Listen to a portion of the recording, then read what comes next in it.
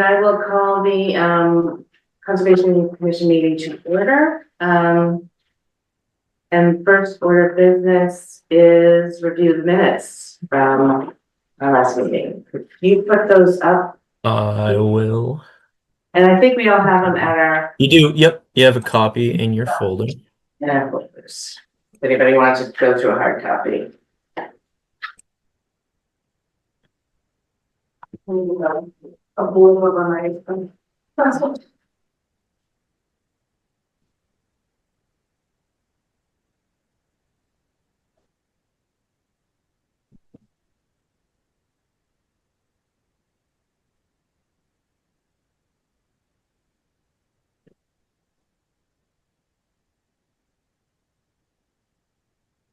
can I have a motion to approve the minutes? I'll make a motion to approve. Second. All in favor? Aye. Excellent. So our hearing is until 7:45. So let us go. I think correspondence is a good place to go next. We have 3 pieces of correspondence, and then we kind of have like this packet that kind of more or less formed today. I would have formally put it as an agenda item if we didn't get most of the information today. So you can we can try to dig through the enclave situation, or we can get through everything else and potentially handle the enclave situation after. Why don't we do the enclave? Because I think a lot of the other ones are pretty quick. Yep. So you guys can start with this one here, is in your packet. Right. That's the letter from there. Yeah. Representing the homeowners association. Correct. So, Okay. Liz, had you had a chance to review this as well? Yes, I did. Because Okay, wonderful. So I'll try to briefly summarize this. This is an ongoing issue between the developer of around the enclave and their construction access road, as well as the enclave's HOA. And their HOA's attorney has kind of tapped us and looking at our planning board and conservation commission for some action, because this developer who was required to remove the construction access road potentially on their watch had a bit of dumping, which raised flags. And then on top of that, they were non-compliant with their plans laid out in their OOC. They were not notifying our town engineer about work. And they were noted for a lack of erosion control as well. So our town engineer, Sue Carter, expressed in a few emails she was generally disappointed with the restoration work.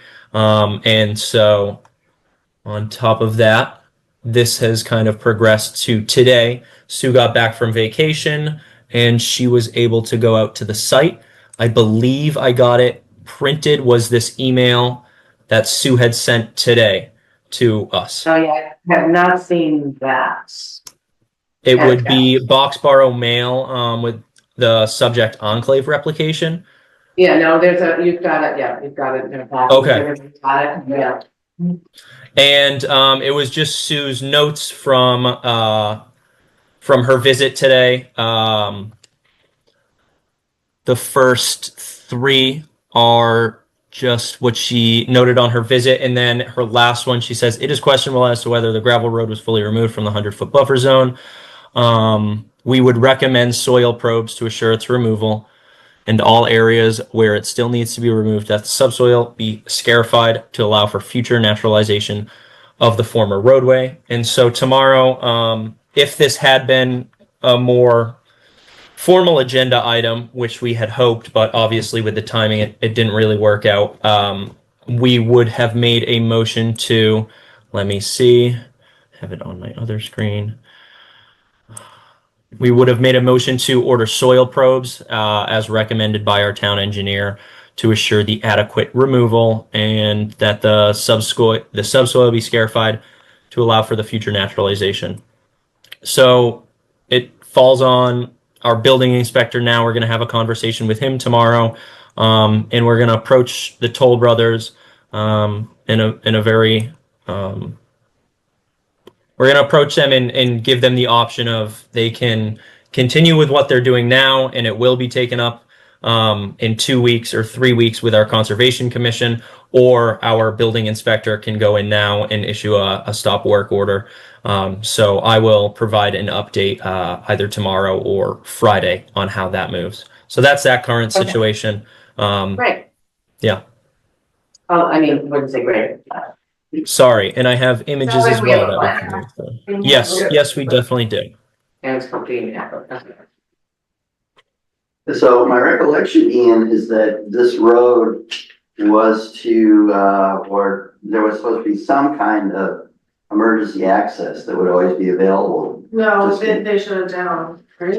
Yeah, that's right. At one of these meetings not too long ago, we heard that the contractor said, no, we really don't want to do that. We know that the town, especially the fire department, would like to keep it open for emergency access. But the contractor is saying, no, we really want to follow the intent, the letter of the original plan. The plan was to close it out, it was like a contract. Yeah. And so now what we're seeing is the way that they're doing that is not up to spec, and they're being called on. And so that's it. So that must have been at a meeting I missed. It That was, Yeah, that's perfectly summarized, Steve. We definitely, it was in our interests and we were pushing for that. Ultimately, that was not the route that this had gone. okay, that's good to know. Yeah, I thought your plan of action sounded reasonable to me. Yes. Yeah. Okay. Any Yeah, other nothing else on that. I will provide you guys an update with what happens tomorrow or Friday. Hopefully this won't have to be moved at our meeting 3 weeks away. But I'm sure we will have further updates at that meeting. Great. Thank you. I think we could do a couple more things. Let's see what's Yes. I didn't notice you were here in person, Russ. Welcome. Thank you. You had me beat. I'm not even in person tonight. All right. do we want to do, in our packet, we have shirtlift, the. Shirtlift. I can open that up, of course. I don't know, there's much to be said. This is really sort of a, land stewardship, report that I think Dave has already responded to, Dave Barnett. Yeah. One of the things that maybe we should talk about a little bit is, at some point, we did talk in a previous iteration of this Conservation Commission, they're still doing land stewardship, of sort of decommissioning the trails in Birchwood because it was a small part, it was just it's a small detour off the main trail, it's very close to houses, there's already leaving it more undisturbed, but I don't think they really are closed and people are still using that. Oh, I didn't know they were formally closed. Yeah, we did, I guess we didn't, maybe that was an open, we never really came to any conclusion on that, but as it is, it doesn't look like it's being maintained. I mean, I have no problem. But I don't know how people in the area, Yeah, we could maybe do some asking around, because it sounds like not enough people are using those trails to keep them sort of open and A quick question, I'm unfamiliar with that trail system. yeah, it's in Patch Hill. On this map shown here. Yeah. Is that the blue area? I'm not sure, but do you know where Tacotawon Spring Road is? Yes. It's in a bus, it's sort of where Patch Hill Conservation Area abuts the Tacotawon Spring Lane. So you would do better to look online at the Patch Hill. Maybe walk it, just as a personal preference, I like trails that have loops as opposed to just in and out sort of thing. Like Happy Meadow, which runs behind us. It's like a bump out of it though, it's very, Yes, it's like a little, it's a little bump out. So then what's the action on this? I think it's more, if we're not going to, I think it's more an FYI and that Dave will handle it, Yeah, is basically it. yeah, so Dave's already on this, what it looks like. Yeah, Okay, but this is an FYI. We may want to revisit when we start looking at our trail system maybe a little more, oh, virtual. we might, think about Oh. discontinuing this group. Okay, so it's already. I initially thought it was this one. All right, shall we move on? It's because it is literally, something that Dave is going to. The next one I have, I have Barnett and Follett. the next one is, is that from Jay Follett on our list? I didn't quite understand what was happening with this. Oh, just that someone is, having a speech on native trees? Okay, We have. Yeah, it's we do, it's called touching base. It's in the little packet of,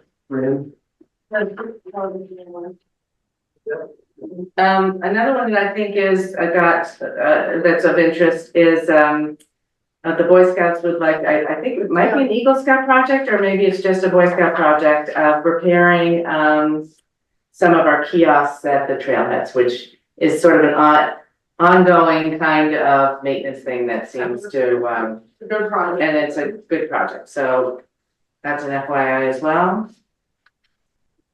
And thank you to Dave Flynn for following up on that.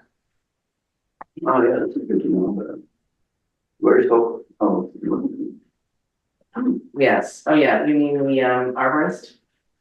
Yeah, there's a, we are invited, Well, let's hope on the tree farm, so they're selling native trees, yes. and it's located in Littleton. I've been driving by there, down that road a lot, and I've noticed that orchard doesn't seem to be producing apples at all this year, which struck me odd, and I saw all of those seedlings in rows in the buckets. This is the one that I know, right? Yeah. Well, so, did they say that he bought that? I think he bought. So he may not, they must be growing one. I thought I saw the at least for top. It used to be called something else, like the sugar hill. So he Yeah. may be making it into a tree farm instead of an apple farm. Yeah, I haven't even seen apples growing there, which I Yeah. didn't realize you could just like throw a switch and the trees don't produce apples. But in previous years, I'd be driving by and there'd be apples up there, Yeah. but just an aside. Do we have anything else for correspondence? Cause I don't see. No, that's gonna be it. The main. So I guess by your watch, we are, let me get my watch out. Cause I think, our clock here is slow. The clock on the TV is gonna be incorrect. That's my computer, which they've told me. No, we have a clock on the I'm wall. No, actually, the clock on the wall. Oh, well, I've had it paused for a minute, so it might almost be there, but we are less than I have 7:45, so if you want, we can continue this. I will show you this.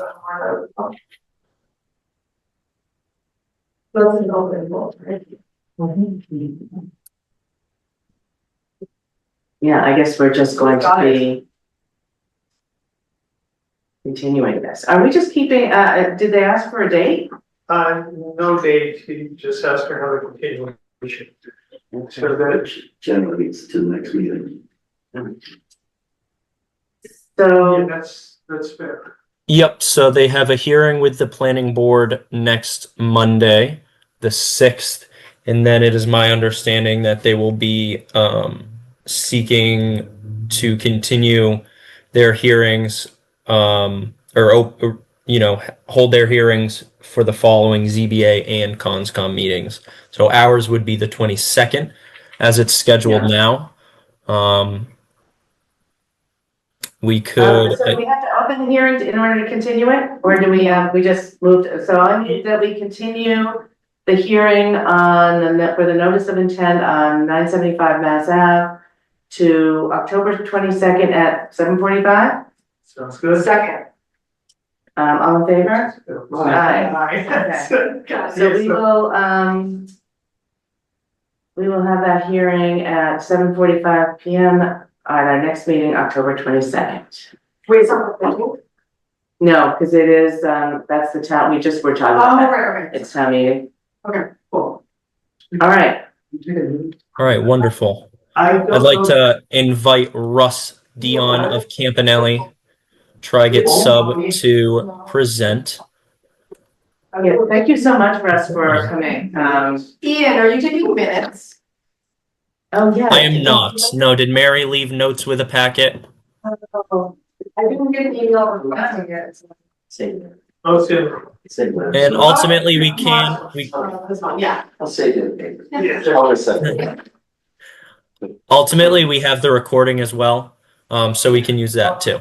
And Russ, I want to let you know you can move that owl as far away on the table as you want. I don't want it to be breathing down your neck. Okay, let's just take it. Thank you. Perfect.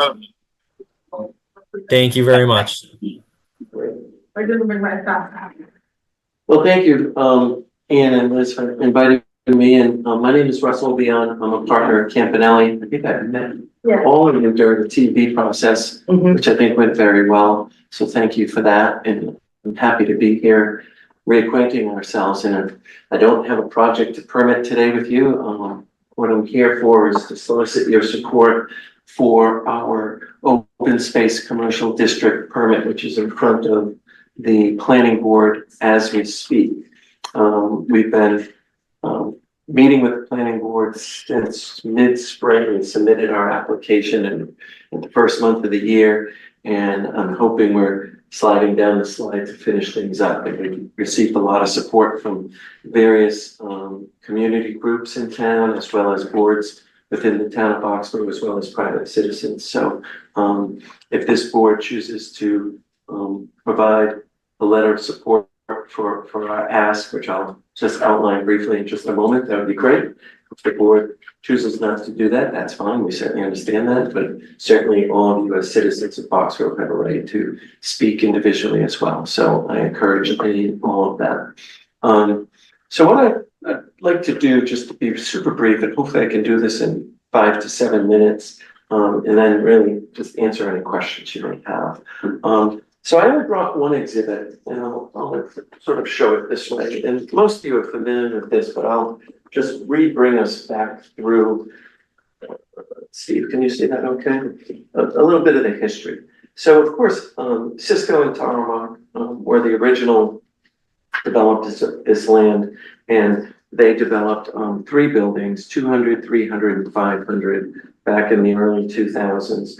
And but they put about 150 acres of land into restriction, and that represents this color here in those locations. Phase 2 of the project, which was never conceived, was to develop lots 700 and 800, which is this piece. And also part of phase 2 was to put the remaining 96 acres into restriction. So that's just a real quick piece of Cisco. What we are proposing is a maximum of 660,000 square feet of new development. That would be in addition to the existing development. It's also a little bit more than 250,000 square feet less development than what Cisco originally proposed. This is a master plan. This is just a concept. This is not a plan that we expect to build from. We would be building build-to-suits for various users, just like we did for TUB at lot 400. We have available land at lot 600, which there's a foundation in the ground. And as any of you who travel Beaverbrook Road will see, there's an extensive amount of parking there. This building is intended to be designed and occupied with the solar array staying in place. And then the remaining areas are in what's really older land that's left over from the landfill operations, and it's relatively an open meadow now. And there's essentially no tree vegetation that would be removed to create these buildings here. And as part of the benefits, we'll talk about the buffer in the back.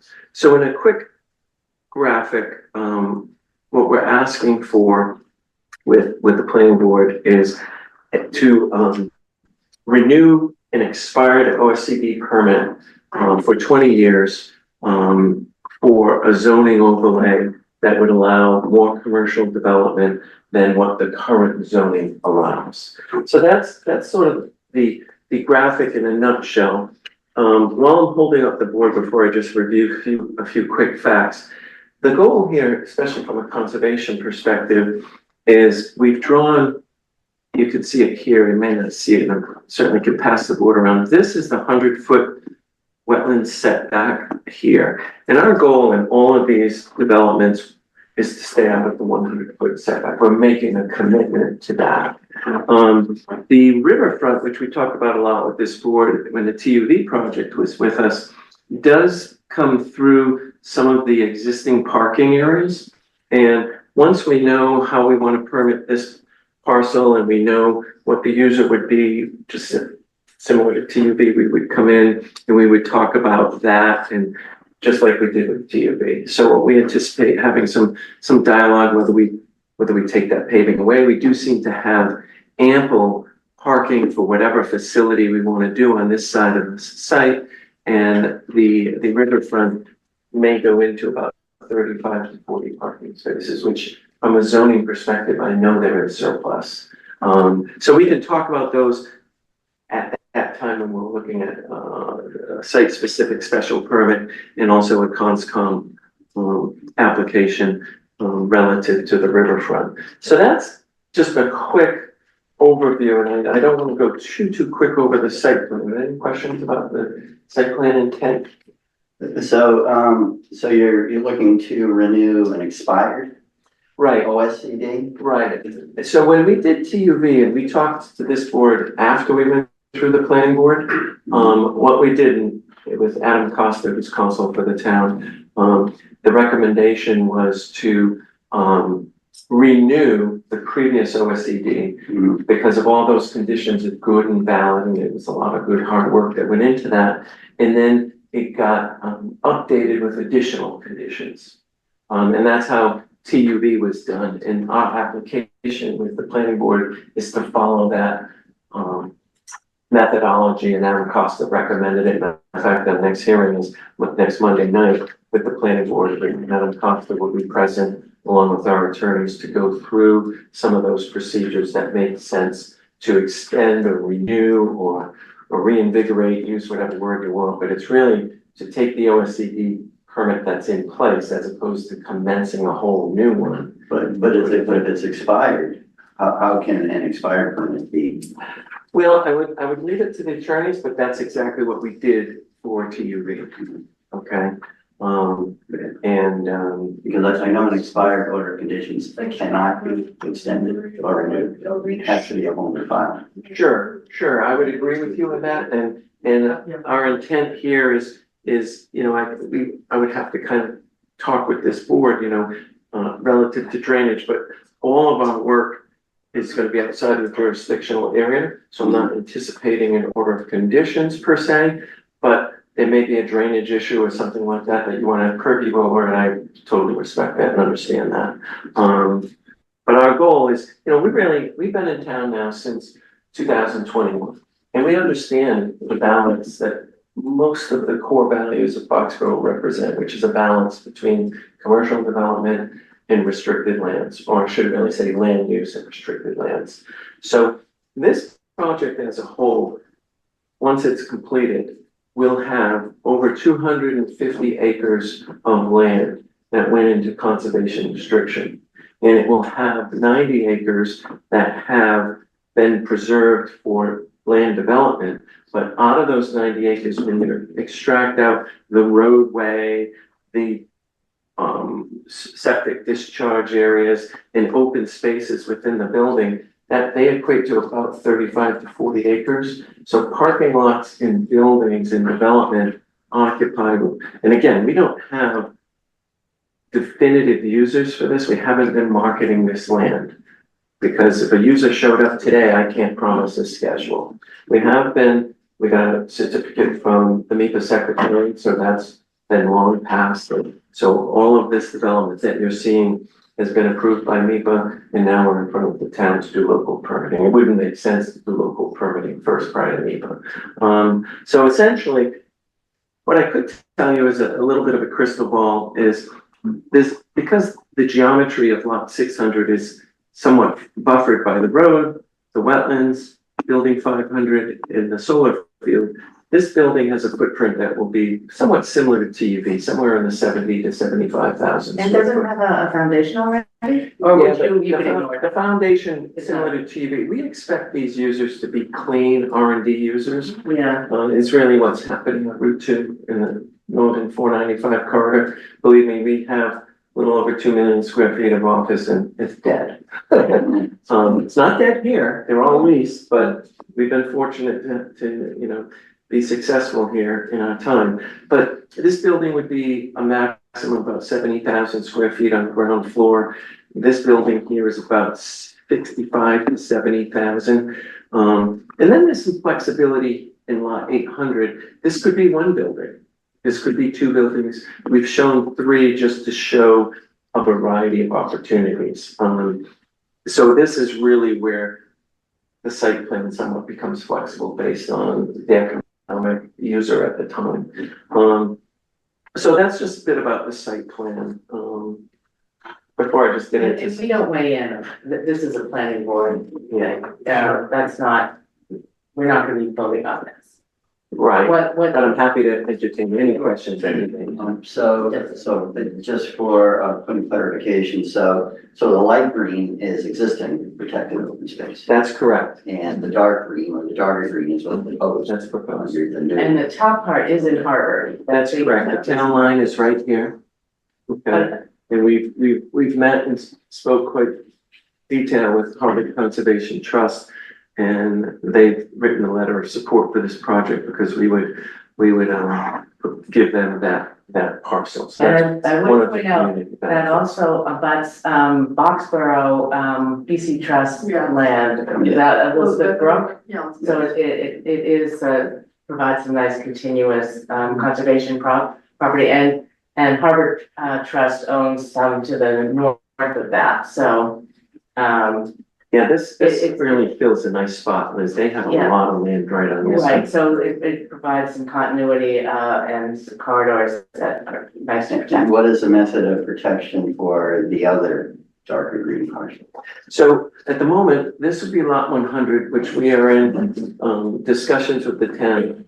We would donate that lot to the town and for whatever use the town wants to use it for. There's been some discussion about a parking lot for some of the trail network. That's not a big parking lot, that's a small piece. Maybe a playground for some of the residents on Swanson Road, maybe a pickleball court, or maybe just nothing. What we have done with the town is to provide some seed money to do some feasibility studies of how the land could be used. But this is a donation of land, a little over 5 acres to the town for any passive recreational use. Very similar to what Cisco did here, where they have the multi-purpose field for soccer and lacrosse, and it gets used quite a bit. So this was donated by Cisco to the town. That was about a 9-acre parcel. And the spirit of that would be the same there, but not for a building. I mean, if the town would put a building in, it's fine. I don't really have any problems with that. This tract of land down here is actually it's a very advantageous parcel because it's somewhat of a meadow area. And what we have proposed is for this to work with natural heritage on this land, which should be a restricted land use parcel, but we would work with natural heritage to develop this meadow into a more productive bird habitat area. Okay. I'm not a naturalist or a botanist to talk about that, and our friend John Lockwood, who we all know, has made a presentation to the planning board about how this could be done. He's also spoken with Natural Heritage, and Natural Heritage is delighted that we could do that here, and they supported doing it once we get past the open space commercial district permit being approved. There are some meadows here, and over the time that the land has been non-developed, there's certainly been some habitat that uses that land, and what we want to do is provide a similar habitat there here. Non-endangered species, they're very popular birds that have been noticed here, and Natural Heritage has come out and walked this land twice during this process. Once to understand the bird meadow and this, and secondly, they come out to re-examine what was installed originally back in 2001 and 2003 as it relates to the turtle barriers and the site mitigation and the spawning areas for the eastern box turtle and the landing turtle, I think. There's two turtles that had 76 acres put into conservation management plan with Natural Heritage. So they've come out and re-inspected the 2 miles of turtle barriers. We've got a little bit of maintenance to do, just pulling away mostly compost leaves and things like that that have made the turtle barriers not as high as they were originally. I mean, most of them, I've walked the whole turtle barrier, which is from here all the way up to there, all the way down here, and all the way behind these. There's probably about, up to 2 miles, there's probably about a half mile where mulch, leaves, and grass, essentially weeds, over 20 years have grown to make a 8 to 10 inch curve, more like a 4 to 5 inch curve. So we'll go in, do some hand removal of that. So that will probably be done in the spring. We just had Natural Heritage out here last week to confirm also some maintenance on the turtle tunnel. So that's in the turtle tunnels, yeah, because some of the, there's been three some of growth. those. Yeah. Yeah. And that's an ongoing obligation. That's not, Well, but the Conservation Commission does hold the CR on that. Yeah. So that's something I'd like to talk a little bit more about. Sure. But so on the parcel that's being proposed, or parcels that are being proposed for the bird habitat, are you proposing to maintain ownership and convey a CR? What is the disposition? we haven't taken a position. We would have no problem if an agency of the town, whether it's a public one like you guys, or whether it's a private one like Foxfield Trust, wants to hold the deed. We don't have any objection. If we continue to hold the deed, that's fine too. What we want to do is have a discussion about those things after the OSCD permit is done. Right, yeah. You know, I've actually said to folks, I don't want to even start those discussions because I don't want to be, this project's already been delayed enough. We submitted in January and now we're at October 1st. It's a long time.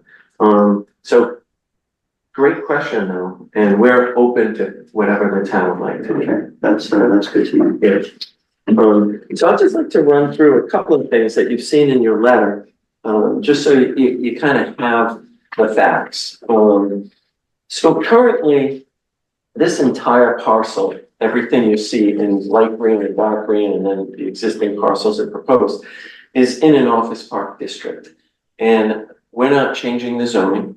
All of the uses that are allowed by right in an office park district is office, R&D, and light manufacturing. We're not proposing any additional uses. We're sticking right with your zoning. If we did a plan per zoning and we developed on this lot and lot 1 and here, and even the Harvard parcel, which is residential, that would yield about 27 home lots.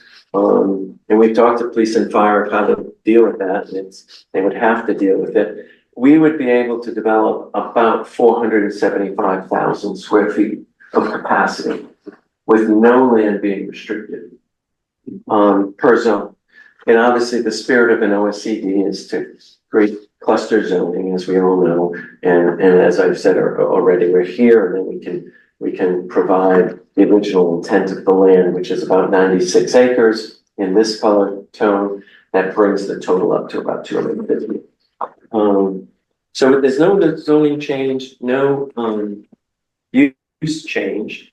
We talked a little bit about square footage. Cisco had proposed buildings of 60 feet. We are complying to zoning, which is 45. We're not asking for anything extra there. Parking, you know, we've gotten a lot of good feedback over our years in town. We've done about 12 case studies of uses that represent what we anticipate to do here. So we're proposing a reduction in parking from 4 spaces per 1,000 to 2. The greatest example of that is right down the street in Devon's. There's lots of examples there, and we'll be talking about that during the site specifics. And there may be even an opportunity. We've talked to members of the planning board of even going lower than that, provided we have drainage that is designed to do all of the capacity, and we could put spaces in reserve, which we do in other communities, and that would be fine. You know, one of the things we've done to the Trail Ridge condominium in the back is the rear setback is 50 feet. We've agreed to go to a minimum of 100 feet. So we've doubled that buffer along the back piece of the land. When it should be noted that when the developers of Trail Ridge, which not to any of the desires of the owners, that setback zoning in Harvard is 60 feet. And this was a 40B, they got waivers and they built to as close as 30 feet to the property line. So, you know, in reality, you got 30 feet on their side, 100 feet on our side. We're never gonna go right up to the 100-foot line, probably 10, 15 feet off that, subject to grading, subject to the user. There's very dense vegetation there today, which will essentially 90% of it will be left in place. And there's also a grade change where they're up about almost 23 feet higher than the footprint of these buildings. Yeah, so you think that screening, because right now there's a lot of trees actually. Yeah. And you almost can't see much of the condos. This time of year, you the can't summer. see it, At right? least in the In the summer. fall, there is some deciduous that falls and you see a little So bit. you don't anticipate taking down a lot of trees? No, we enhance the buffer, like, Yeah, that's a okay. no-touch zone for me. Yeah, good. And then there is the area that you may have seen, Liz, we would provide additional plantings in that area to be accommodating. So essentially what we're doing in a nutshell with the planning board is asking for three things. We're asking for a OSCD permit for 667,050 square feet. We're asking for a reduction of 4 parking spaces to 2, and we're asking for a commercial development period of 20 years. So those are our 3 formal asks. And then there's a series of benefits back to the community, several which we've already talked about. We would provide 94 acres of additional restricted land to be placed in conservation open space to be discussed as David had mentioned, you know, who would be the holder and what's the final draft language of those things, all to be worked out with the appropriate parties. We would donate 46 acres to Harvard. We would donate lot 100 to the town of Boxborough for the uses to be determined later. We would provide 25,000 to the town for early land feasibility for that, use feasibility for lot 100. We would provide a grassland management plan here in concert with the town and also natural heritage to address some bird spawning areas. We would increase our buffer, which we just talked about. We would have no development within the jurisdictional area, 100 feet from the 200 feet from the riverfront, 100 feet from the wetlands. And then in working with the residents up and down Swanson Road, mostly calming measures have been discussed at length, and we would put in a minimum of 2 radar indicators so people can sort of see. And we've sat there, and I've sat there with my traffic engineers and watched the traffic. And you know, there's traffic that comes down from 111 to Swanson Road, and Swanson Road has 3 fundamental silos of traffic generation. There's quite a few apartments there, as we all know. They've been there for a long time. As you come down on the right-hand side of the road, there's 3 commercial properties, one which seems to be having a very difficult time, the first one, but the other 2, which are owned by Jumbo Properties, we know those guys, very busy properties, very active. And then of course we have our 4 buildings here. We've done traffic counts, and out of all the traffic that enters and leaves of Route 111, only about 27% actually winds up at our park. So that road is a busy road. And we want to participate in traffic calming measures. So that's an offer that we have on the table. There's been some discussion about once traffic gets through, the other thing this park is used for is parents take their children to learn how to drive. Yeah. I participate in that myself, and I've done that myself. And some people have said that there's a reasonable amount of traffic that tends to go a little quickly down once you get past the buildings and you're sort of in really the open space area. So we're proposing 2 speed bumps at appropriate locations in there, just to kind of address those things. What about, sorry, can I interrupt? Yeah, sure. The gate, what about the gate at the? So that, it's an interesting thing. Let me just say that we feel the gate should be left open. We feel that's a good neighbor policy. People have become, quite benefited by the convenience of this road connecting. I know once you get to this road, you're in either Harvard or Littleton. Right. But there is a neighborly policy that this gate has been open for quite a long time. Little back history on this is when Cisco got this project permitted, the gate never hit language in a permit. It didn't, because I thought Harvard was the one, I thought there was a lot, I thought this was something required by Harvard.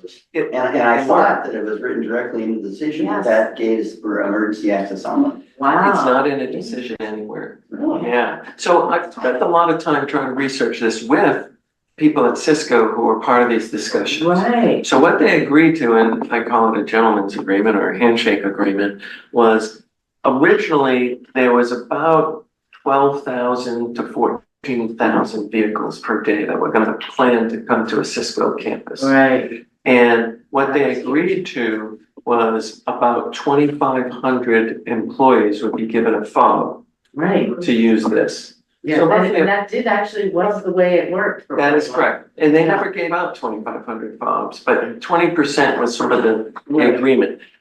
In speaking with the facility plant managers, they gave out about 250 at any one time, not that it matters. We actually sat and put a traffic counter out here for 2 weeks. And on a peak weekday, it was 17 trips that came through here. The maximum in any one day was 100, and the average was between 75 and 85. So it gets used. It doesn't have a lot of use. What we don't know is it people going to the open space? Is it people going to the recreational field? Is it people, we now have a restaurant here. Is it people going to a restaurant, which we would like to keep it open because we have a business there that needs patrons? Or is it employees that, certainly with the bridge construction, I could see that there's maybe a peak in that. So we have said to the planning board, if you want us to activate the gate again, we absolutely will. But we don't feel there's a need because we're not seeing a traffic demand. Well, but I mean, you're planning to add, 5 more buildings there. Right. Has this word gotten out to Harvard yet about that? Have they weighed in? No, we haven't gone to Harvard. I think once Harvard becomes aware of it, I think you're probably gonna hear from them regarding that gate again. I'm sure they're aware, just FYI, this has been going on for 10 months. Yeah. And I've spoken to police To and everyone. fire in Harvard, and I've spoken to conservationists in Harvard. We haven't heard of people. Yeah, interesting. Okay. And certainly from the perspective of the turtles, it would be best to keep the gate closed. Yeah. Because leaving it open, just cause the mortality for the turtles. What about the speed bump slowing down people? That might help, because it's really people going fast. The road has turtle barriers on both sides of the road as well. And some of the turtle barriers, let me just get my bearings here. There's not a north arrow here, but I'm just going to assume that this is north. I know north is this way, but for this discussion, the north side of the turtle barrier is actually not the culprit. It's the south side of the turtle barrier where vegetation and leaves and essentially organic matter has kind of packed up. So there is some turtles that have migrated over the barrier, but like I say, we have a maintenance plan that is was drafted, was submitted to Natural Heritage. Natural Heritage came out 2 weeks ago to review it, and there's a few tweaks to it, but I envision that plan being approved by Natural Heritage before the end of the year. And then we'll be out here, if it's not much snow, we'll be out here doing some corrective work, if not first thing in the spring, and I think we'll be fine. So, did we discuss the condition of the turtle barriers and also the turtle migration tunnels? That came up in a previous meeting here, and Yeah. That was the conservation. right, because we had, I forget the name of the individual or organization that did it. But The they, monitoring. yeah, so they did the review of the property, we found fault with some of the condition of the turtle barriers and immigration. Well, I think there are a number of concerns, those among them, that's for sure. Now, this is the first I've heard that Natural Heritage has been working with you on this. Who in your office has been corresponding with Natural Heritage? John Rockwood. Okay, so I guess the first thing is I would request that he request the Natural Heritage keep this Conservation Commission in the loop. Sure. The commission is the holder of the CR. And so I think it's perfectly reasonable and appropriate for the commission to be involved in decisions that are being made with regard to management of the property subject to the jurisdiction of the CR. So, and I know Natural Heritage is busy. I know they're spread thin, and sometimes they have to be beaten over the head to, you would think so, but sometimes they do have to be, that has to be done with them to keep the local conservation commissions in the loop. But again, here I think there's even more important circumstance that the commission does hold the CR. Now, I don't know, have you or John, have they read this monitoring report from the consultant? I haven't been received of that. I haven't been copied on that report, but we authorized it to be done. I think the consultant called us up in July and said, "Do we have permission?" I said, "Sure." Okay, so you certainly see in here that she does have photos of like the turtle tunnels. Which you are going to address. It sounds like you are talking Natural Heritage about that. I think of greater concern though, particularly, well, I think a greater concern is that the areas that were originally meant to be set aside for the turtles to nest now are being covered with early successional habitat. So that's been talked about, and I think if I recall, they're both in this area here. Yeah. Okay. And I was talking to John just after a site walk because I couldn't make it. I can't remember the gentleman's name who conducted the site walk. I'm sure you know him, David. From Natural Heritage. Yeah. I just can't remember offhand. I know we've been corresponding with Jesse Liddick mostly, but the specialist who came out and walked the entire site with John, there is going to be a couple of provisions to bring those back to a better spawning area. I know that was discussed. Yeah. So I think there's two nesting areas. Okay, well, certainly, I'm just speaking for myself personally. Sure. I don't know how other members of the commission feel, but before I could really even think about how I would express support for this project, I would like to see that management plan. And again, I would like John and Natural Heritage to keep us in the loop with regard to its development. If he could forward us, correspondence that's going back and forth with Natural Heritage, so far. Hopefully Natural Heritage wouldn't have an objection with that. I don't know why they would. But I guess that's where I'd like to start. Could I interject here a little bit, just for the commission as well? I guess that is a great idea, and I'm sure we can request that. But your meeting is with the planning board is. Our next meeting is Monday. And their hearing is open, but there are chances that the hearing could close next Monday. And at which point, any of our letters of support would be sort of moot. Yeah. So I mean, I myself, look at this plan and think a lot of work has gone into, offsetting some of the impact of development by, donating outright land and open space and offering to provide management plans.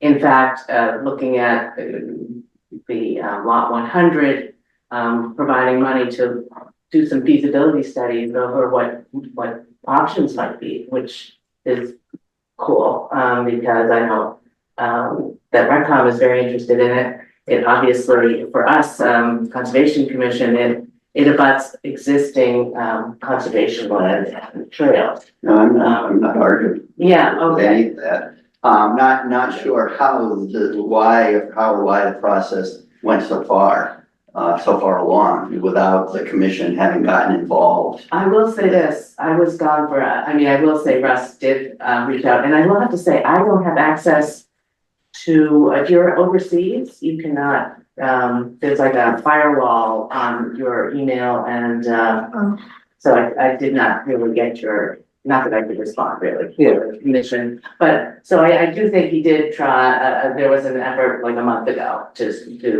start getting our input, but, And certainly if I had known a while ago that Natural Heritage was involved, I think that would have helped, the progress of this.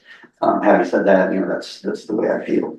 Yeah, no, and that's fair. Personally. So just a couple of quick points on that. We will certainly talk to John and Natural Heritage, and I know that part of the conservation management permit that Cisco and now Campanelli is obligated to perform under requires routine maintenance that needs to be approved by Natural Heritage. So we're executing on our requirement there.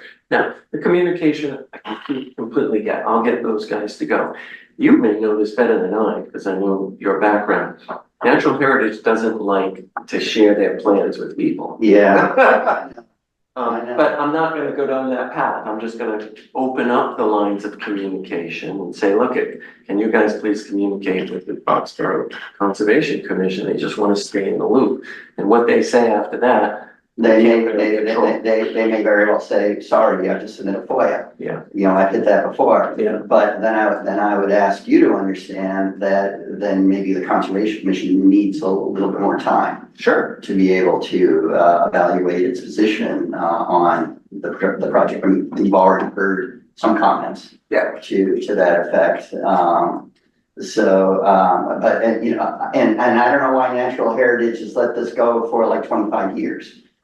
Without really pressing for more management. I suspect it's probably because you contact them. Well, it's a combination of that. The OSCD. It's a combination of us contacting them and being proactive, but it's also, I believe, there's a 5-year inspection period. And we've gotten close to that. We've acquired the land at 21, and we're into our 4th year. We said, let's just do this. It's a good thing to do as we're trying to wrap up another round of economic development here for everybody. Sure. And I don't think the preceding property owner really met their obligations with respect to the management of the rare species habitat, et cetera, et cetera. So we're not trying to punish you for that. Just trying to ask you to look at it from the Conservation Commission's perspective that now this has gone on for a long time. Really not being addressed, and now the commission is suddenly being asked to, support a project where, there have been these kind of management deficiencies. But my opinion is that that's not fatal. Again, just speaking for myself as an individual, I'd like to see some more progress, toward, addressing the situation. Yeah, and I can understand your position. I'm not going to, bicker about it too much. Whatever happened with the previous owner, there's nothing to do with us. Yeah. And we're being very proactive about every piece of restricted land, recreation land. I mean, we spend a lot of time just maintaining our own trails, making sure they're safe. We have paved trails that work out really well. the ADA folks, we've had people ask, could we put some handicap spaces closer to those trails? Very amenable to all of those types of things. We're here to address that nothing is deficient going forward, and I think we've had an excellent track record of doing that with this town. Not questioning that in any way, shape, or form. Does anybody else have any? Well, I just want to, so I'm taking minutes on this, but I just want to sort of test what I've heard. Yeah, because there's been a lot of other conversations, there are a lot of other talking points, but they hewed very closely to the content here. So this is one where I really went deep in a particular area. So the note I took was Conscom requests Campanelli to keep us in the loop with their conversations with national heritage, especially but not including exclusively regarding turtle migration areas. We would like to see the master plan. Is that? I think that's a fair statement. But again, my personal opinion is I would like to see the management plan again before the commission provides a letter of support or however that's worded. And even if it's not ready for the planning board hearing, just my personal opinion. And I got that, and I think, so I didn't put that in this particular note, but I think was your intention, at least per the minute template here, it looks like there's, some intent to reach a conclusion. Yeah. Whether or not. Exactly. So let us move on to that phase. I think we're there because I think Russ is, unless people have specific questions, I think Russ has filled us in pretty much on what as Conservation Commission members we can expect from this plan and what's in it for us, so to speak. Because I would like for the commission to authorize me, for example, to draft, as chair, to draft a letter of support for this project to send to the planning board in time for their next hearing.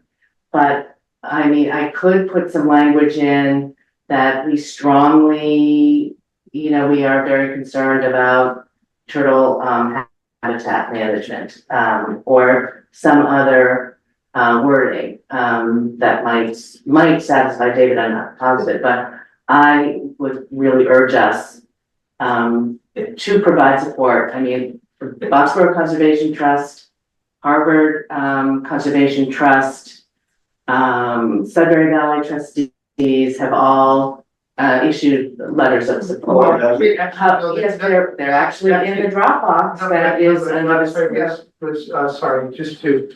We actually did discuss this in some detail last time. Oh, okay. And it turns out of those three, only Harvard did a actual Yes. recommendation, right? Yes, they issued a letter. The other two said basically, we understand what you're doing. We think it's like good and what you guys should.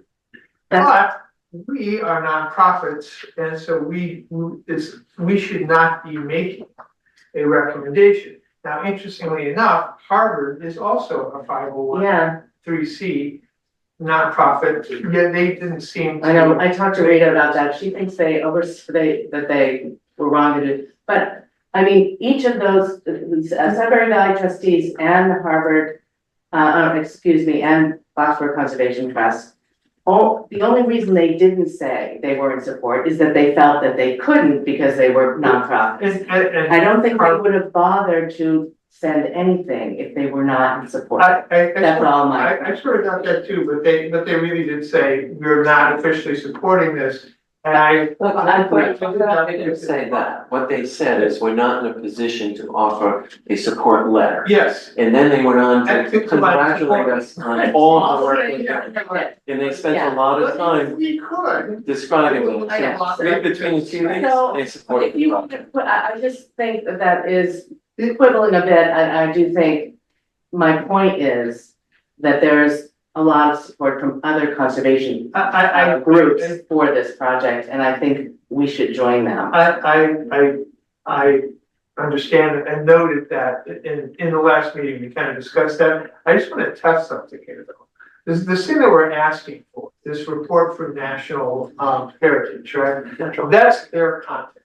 you're discussing it with them, right? As if So- we're required to by our conservation management permit, yes. And we cannot compel you, Campanelli, to release that to us because that is National Heritage's content. Did I get that right?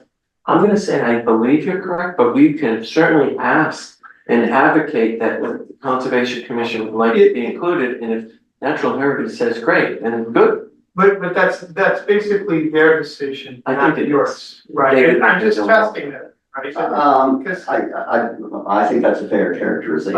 I mean, strictly speaking, I don't know, to what extent any of these are legal documents. If they're being, going back and forth, in email, then they are legal documents.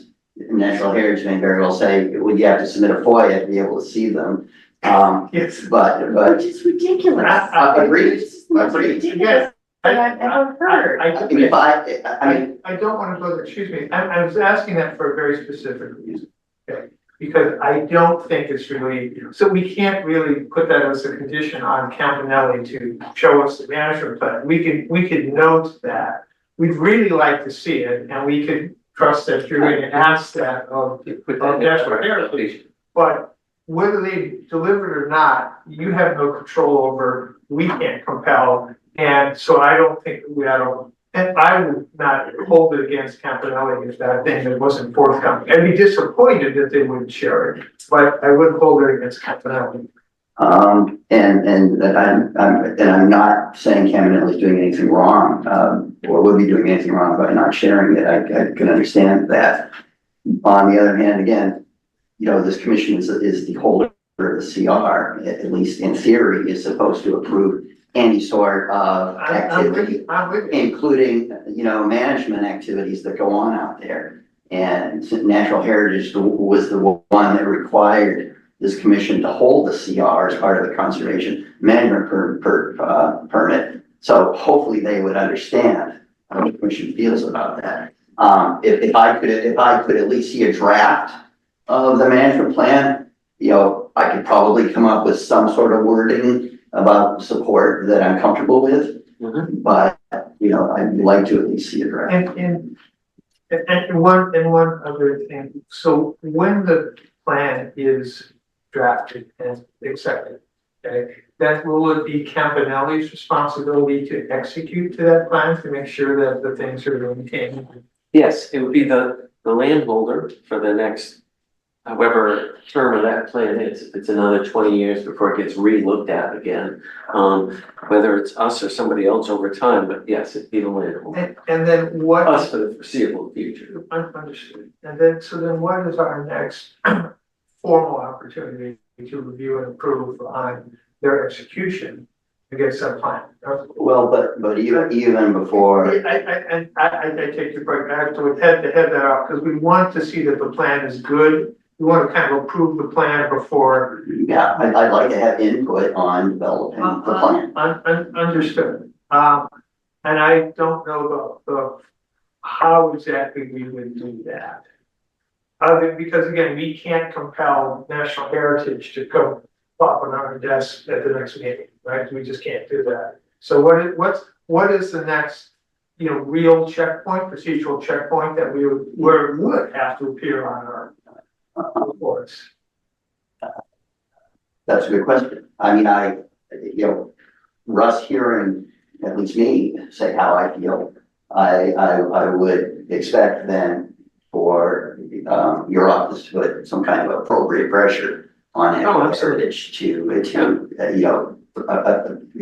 go along with our wishes. Again, having said that, Steve says there's no way to compel them. Right. And I'm not promising to do this or threatening to do it. I've actually had much more success with that office going, up to the director's office, rather than dealing with the analysts or. Sure. So that might be a possibility, as well. That I've noticed they're much more responsive than, the people that you and John might be working with on a day-to-day basis. Well, I'll go to Jesse at least. I wouldn't just go to the field inspector per se. Okay. I would absolutely go to Jesse. Yeah, I think that would be a good place. I mean, just totally independent of this project, Campanelli's been involved in the largest land taking project that Natural Heritage ever conducted 5 years ago in Uxbridge, Massachusetts. So we have a very good relationship with Natural Heritage with Jesse. I don't know if there's somebody else above him, but I would call Jesse personally, tell him we met with this group and express a need to share some information. And that's, if he doesn't want to do it, that's my role. That's where I'm gonna go with it. Whatever you could do in that regard, we greatly appreciate it. No problem. Good. So, I don't know, Lucy and Steve, what are your thoughts about, because I would like to make a motion that, Okay, my question would be, the total acreage that you have is 250 acres. The original acquisition is 350 acres. That is correct. And some of that was already conservation restriction. Yeah, there's 159 acres, I think, accurately. Well, and I think we should clarify that we're not talking all of that acreage as pertaining to the concern we've been discussing. No, the conservation management permit, I think, is in 49 acres. I didn't bring the stats with me. I think that's correct, and it's on that bottom part. Yeah, she doesn't, I'm a little bit surprised. In her report, she doesn't mention the acreage, she doesn't give the booking page number. I think there are actually 2 CRs that have been recorded. But so Steve, what's your question? Well, my question I was trying to get to is how much is going to be developed out of 350 acres? Roughly about 90. But like I said earlier, it's not all developed. There's open space due to setbacks and lot coverage ratios, but 90 acres would not be in restriction. Right, so it's only a quarter of the whole area is being. I mean, you can see. It's just visually. 71%. This is a fact. 71% of the 350 acres will be put into permanent restriction, whether it be passive recreation or whatever other classification you want to play. 71% of the 350. Okay. So that seems pretty generous. Yes. Which is why I think we should be supportive of it. Yeah. Oh, the second question, probably less important, is the Eskers is right area. Yeah. I'm sorry, we just. Along 495. There's an Esker right in here. Yeah. The Denver Valley Preserve. Yeah. Is it possible to have a connection?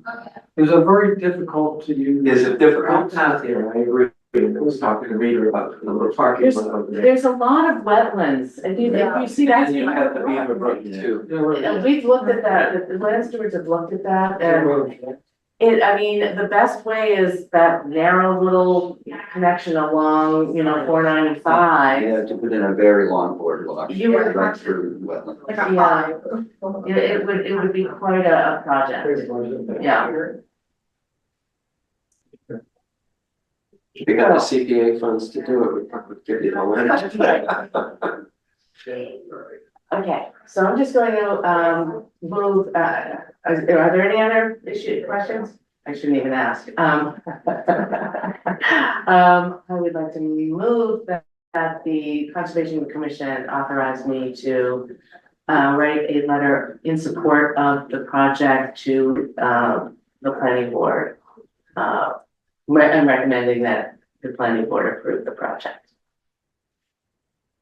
Do we have a second? Okay. All in favor, say aye. Aye. And opposed? And you abstain, okay.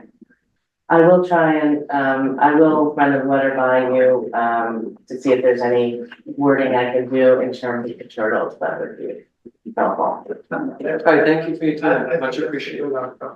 Thank you very much, Russ. I share. Yeah, right, this looks I great. just, you just can't compel behavior there, so. Nobody's Right, yeah. nobody's to hold this up because the national heritage culture. Yeah, but you can motivate them to. Yeah, so that, I think that message was received.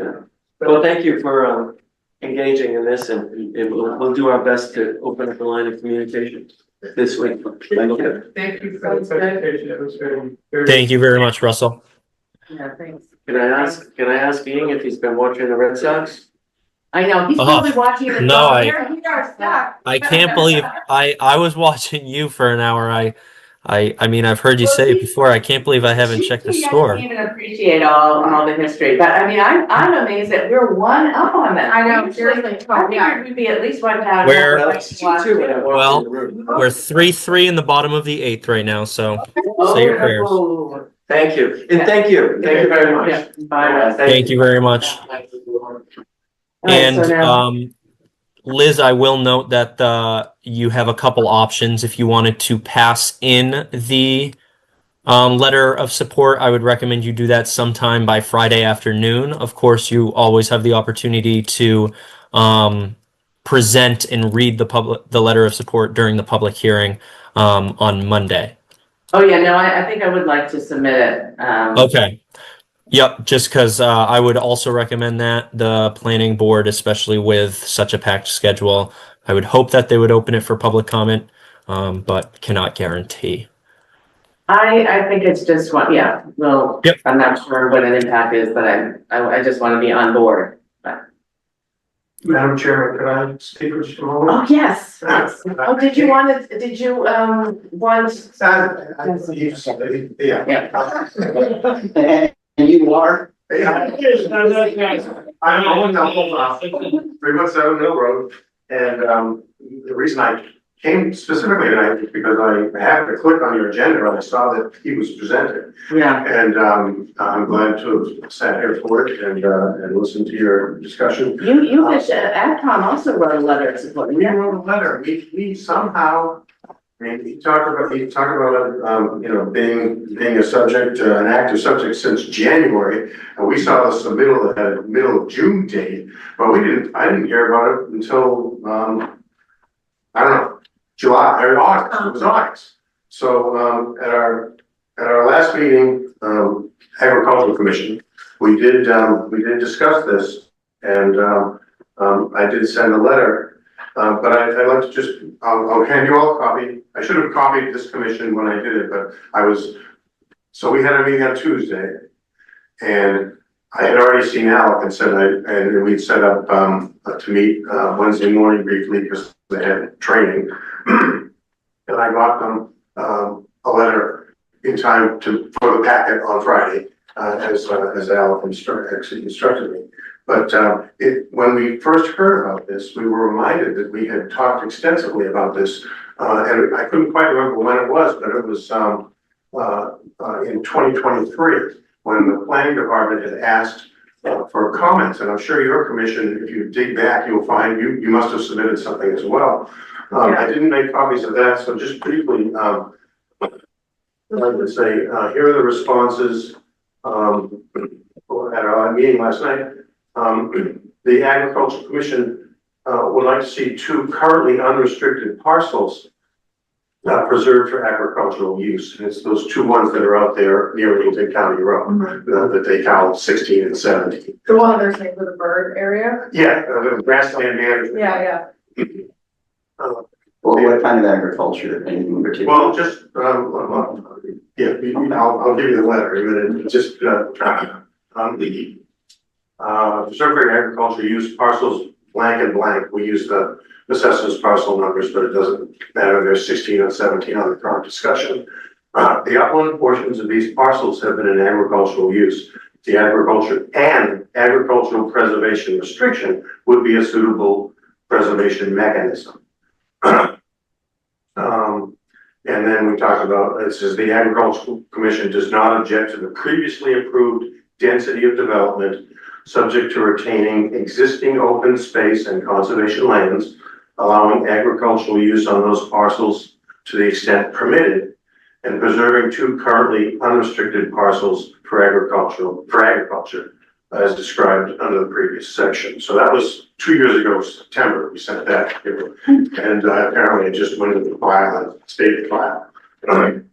So then after our discussion in our last meeting, I drafted this, and at the very end of it, to talk about entities that have been spoken favorably about it. The commission is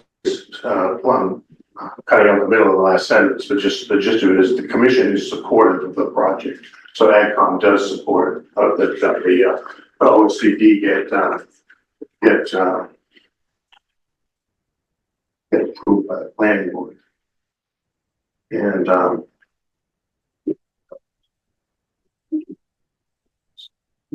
yeah, I should have thought to CC you guys on that when I sent it. But and the reason we sent it right away was because Alec indicated that it was possible, you know, the applicant was trying to get the hearing closed. And it was possible it would be closed on the hearing of the 15th of September. It wasn't, it's still open. But, you know, they do want to wrap this thing up so their 90 days will start. But, so then, of particular interest to the Agricultural Commission are the parcels referred to as lots 16 and 17 in the documents. They have a long history of highly productive agricultural use and contain prime farmland. The conservation restriction for this area should be tailored to require additional agricultural production to resume and be and be open not only to forage products under a grassland management plan, but other crops as well. This is consistent with the open space and recreation plan goal of quote, preserving farmland and soils favorable for agriculture and to encourage agricultural land uses. So that's what we sent along, and if you get into the bowels of the open space and recreation plan, that indeed that's there. So we didn't say, you know, hey, listen, 2 years ago we said APR, you know, APR. I mean, we knew we were months behind in this thing being discussed about, but we do think that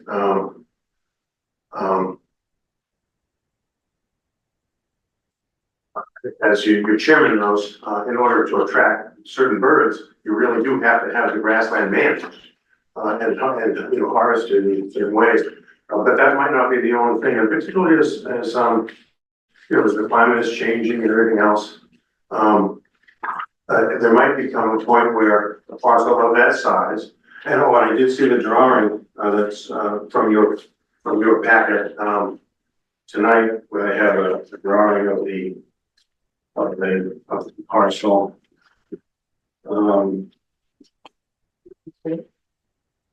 Nope. Particularly 16 and 17. It was in your Dropbox. It's in the Dropbox. Yeah, he was. I think we all sort of remember that, right? We know where, it's on little county road. Yeah. Next to the, Friendly trailways is there. right now it's a meadow, right? Yeah. Well, there are two parcels. Yes. There's this one and there's a 25-acre one. And that's, probably.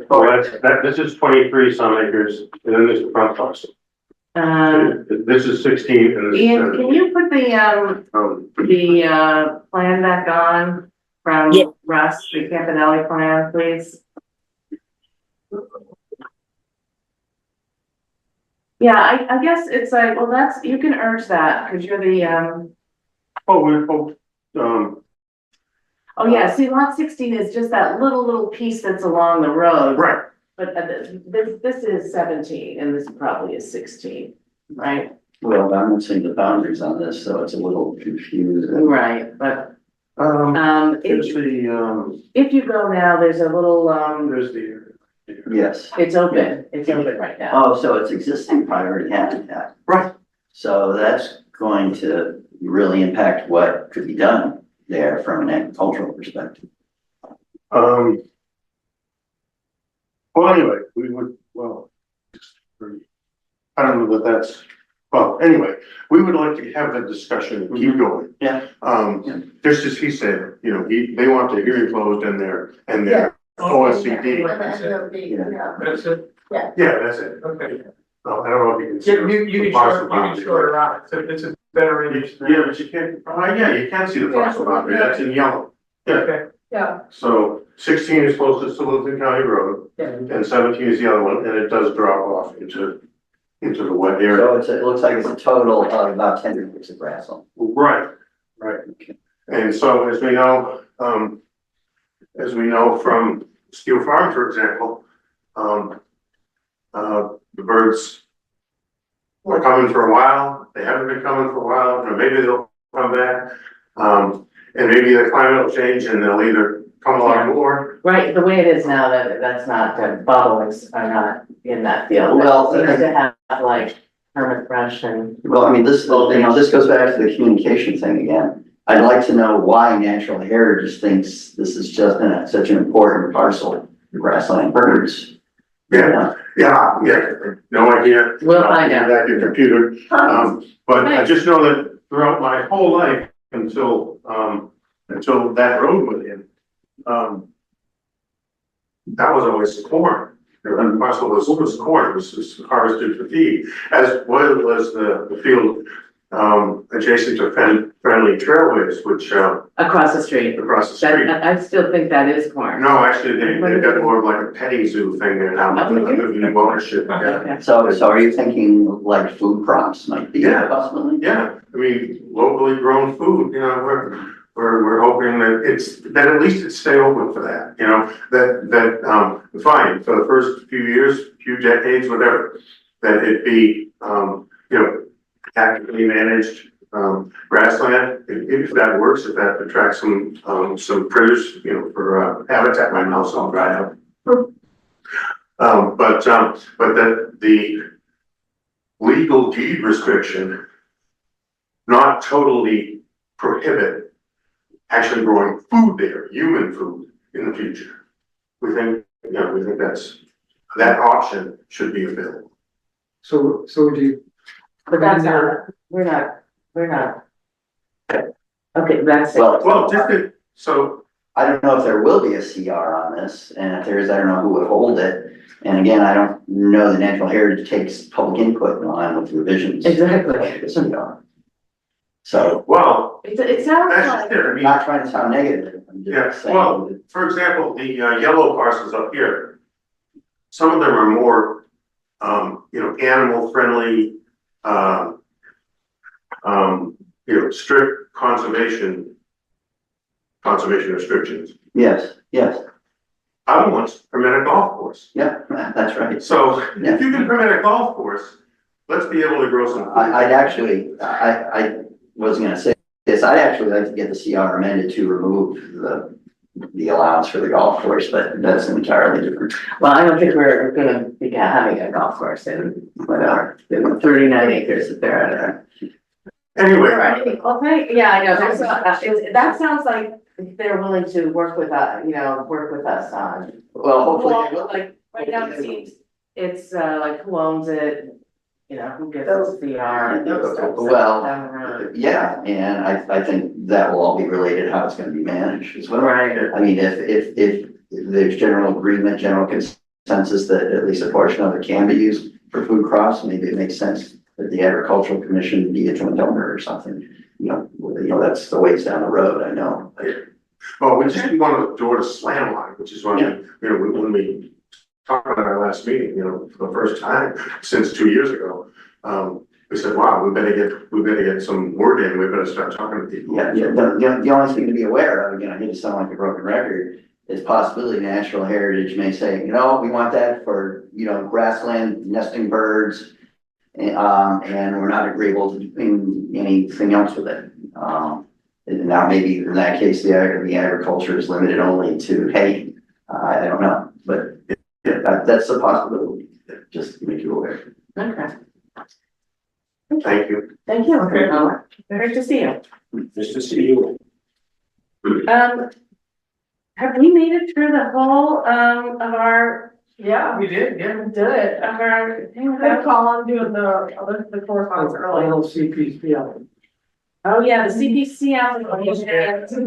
Wait, it's a draft, right? That's just our, I don't think we see that last. That's, I thought we voted on it, that's- No, that was a- It was the preliminary, it was the preliminary application. Thank you. Yeah, bye, good night, Owen. Did you see it last time? I mean, I think we're just asking for $25,000. Yeah.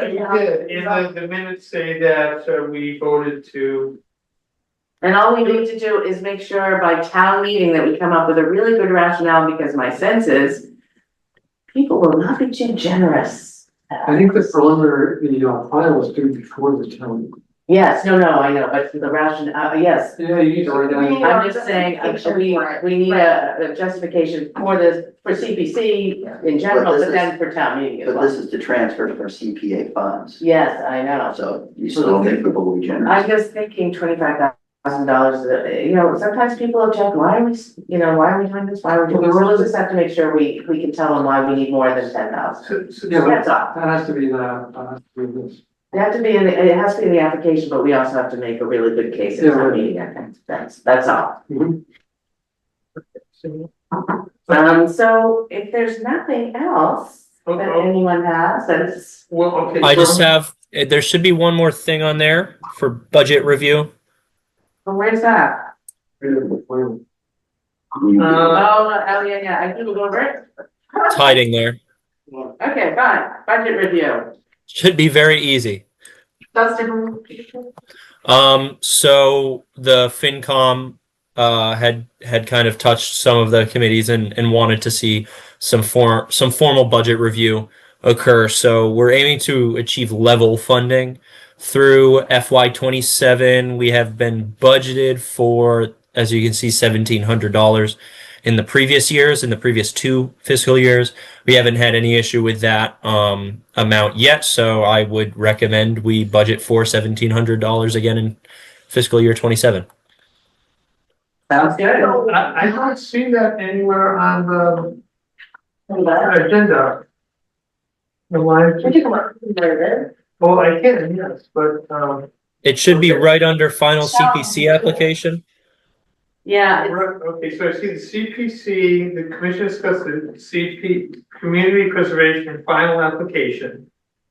So this is right up near the top, right? And so it's budget, I have an old, I have a draft, agenda from a few days ago.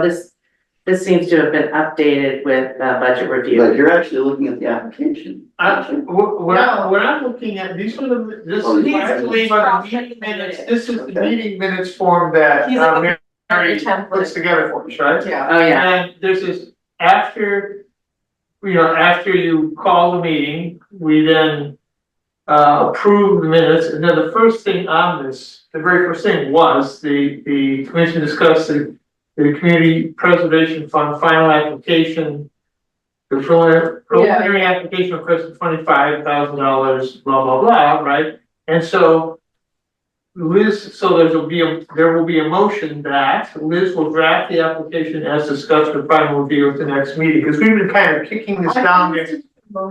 Well, so we. Oh, do we have to do that, the final CPC, when is the final CPC application due? It is due October 30th. Let me confirm. I just had it up. This That seems so early. 1700 is not, that is a long time. Well, Okay. we could discuss and vote on it on the 22nd, right? No, it's not there. Oh, yeah. Yep. So make sure the final application is in the packet, please. Yeah, so I guess I will draft, I'll draft it with you, Ian, I'll draft the, Absolutely works with me. Yeah, I over the past week and a half since or 2 weeks since our last meeting, I just have not had much time to put towards our final application. But I've been pulling some numbers and writing some probably stuff all I up. need from you is because I can just, I've done it before. I can just pull, if you could pull the, just the ledger, that, gives some history of, how, what we've been given and how we've spent it. And what we have currently. Because we have a running balance. Yeah, this isn't an updated one, but we have this one. I just need to update it with this year's expenses. Yeah, that's the, and then I'll take it, if you could send me the application, I would fill it in, I'll fill it in. All right, absolutely. I'll send you the application and our previous year's How's that application. sound? Okay. Right, so how we got here is that this keeps coming up, we all agreed that we would wait until your return to actually formally vote on this and make it yours to do. And so what Mary has prepared for us then is Liz will draft the application as discussed for final review at the next meeting. Yeah, perfect. Yes, okay, so I will make the motion that Liz will draft the meeting, that Liz will draft the application as discussed for final review at the next meeting. I will make that. A second. I'll second that. Okay, Liz seconded it. All in Okay. favor? Aye. All right. Unanimously approved, yes. That, okay. Thank you very much. Very cool. And now, the budget review is, we've already done it, $1,700. Do we have to vote on that? Yes, please. That would be great. Okay, now I gotta go write something on the back. Okay, so, I move that we set the budget for fiscal 26, for. Fiscal 27. Yes, it's fiscal 27 at $1,700. Seven. and then we set the FY 27 budget at $1,700. Okay, so seconded by Lucy. Lucy seconded it, okay. So did I call for a vote? That's really good. Oh, all in favor? Aye. Aye. Sorry about that. Forgot. Okay. So I'll just make a brief report, that, there was a meeting of the BC Trust, Land Protection Committee on last Thursday. Some VIPs were there, Rita, Meredith, Houghton from Sudbury Valley. So talked about, priority parcels, made the decision that SVT jointly with BC Trust send out, letters to four property owners here in town to ask them or let them know that there's interest in protecting the properties. Can't say what those are, but that was a very productive meeting. Oh, good. Cool. Can I say what properties I hope are on that list? Or is that for both? You go ahead and say what properties you hope for. The Wilberts on Depot Road, they bought that show and strip of wood. Oh. Got a whole bunch of land behind there. That's just for fun. Is that the house that just listed or? Is it listed? There's the yellow one. No, this one's way set back. Okay. It's on a private common drive. All right. Is that it? I will quickly report that our invasive management was completed with what we contracted from Scotts Myers of Oxbow. It was done both Friday evening and Sunday day. No more to report on that. He's preparing a small report on that, and that should be hopefully done sometime this month. And was he targeting knotweed?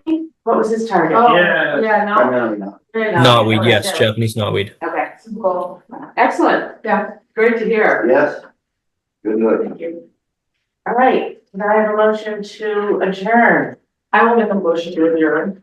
Do I have a second? All in favor? Aye. Uh, Thank you, Ian. Thank you, Ian. Thanks, Ian.